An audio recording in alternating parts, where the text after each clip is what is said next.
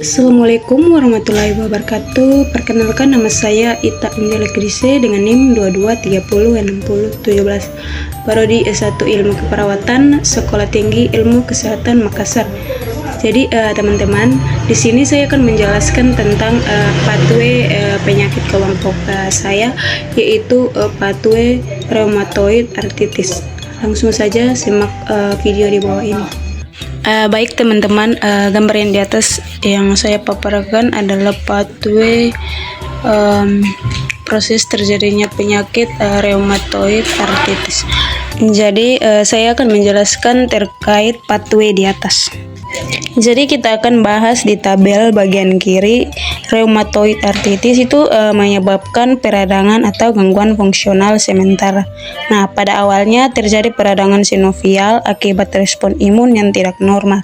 Efeknya itu sendi menjadi bengkak, hangat, dan nyeri. Fungsi gerak mulai terganggu, tetapi belum terjadi kerusakan permanen. Sedangkan tabel bagian 2 itu kerusakan sendi struktural. Jika inflamasi berlanjut, struktur dalam sendi mulai rusak. Sinovium menebal, jaringan inflamasi atau panus mulai terbentuk, ligamen dan kapsul sendi melemah. Selanjutnya yang menyebabkan rheumatoid arthritis yaitu peradangan atau kerusakan tulang rawan oleh panus. Panus, jaringan granulasi yang abnormal, mulai mengkikis tulang rawan seperti menggerogoti. Akibatnya, ruang sendi menyempit, gerakan semakin terbatas, nyeri kronis. Penyebab selanjutnya yaitu erosi tulang dan deformitas. Inflamasi kronis menghasilkan enzim perusak tulang, menyebabkan yang pertama itu erosi tulang, yang kedua deformitas sendi. Sehingga terjadinya diagnosa gangguan mobilitas fisik. Jadi di bagian tengah tabel itu menjelaskan bagaimana rheumatoid arthritis menimbulkan nyeri. Kita bahas pada tabel yang pertama itu infiltrasi sel imun dan peradangan sinovial.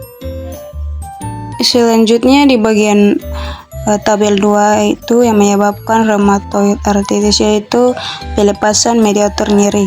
Sel ini melepaskan sitokin proinflamasi seperti mediator ini berperan langsung menimbulkan rasa nyeri dengan pertama itu meningkatkan sensitivitas saraf, kedua menambah inflamasi lokal. Baik, yang ketiga yang menyebabkan rheumatoid arthritis itu pembengkakan dan tekanan. Inflamasi menyebabkan yang pertama itu cairan sinovial meningkat, bengkak, tekanan intraartikular naik. Hal ini memberikan tekanan pada serabut saraf, sehingga terjadinya diagnosa nyeri akut. Jadi di bagian kanan itu menggambarkan perjalanan penyakit rheumatoid arthritis yang lebih berat, yaitu mengenai pembuluh darah dan organ lain. Nah, kita akan bahas di tabel yang pertama yaitu vaskulitis rheumatoid atau kerusakan pembuluh darah langsung. RA berat dapat menyebabkan peradangan pembuluh darah atau vaskulitis. Akibatnya pertama yaitu dinding pembuluh darah melemah, yang kedua itu risiko perdarahan, dan yang terakhir itu gangguan aliran darah. Sedangkan tabel 2 kita akan bahas tentang efek sistemik sitokin proinflamasi. Nah, sitokin yang dilepas tidak hanya memengaruhi sendi tetapi juga sistem tubuh lainnya.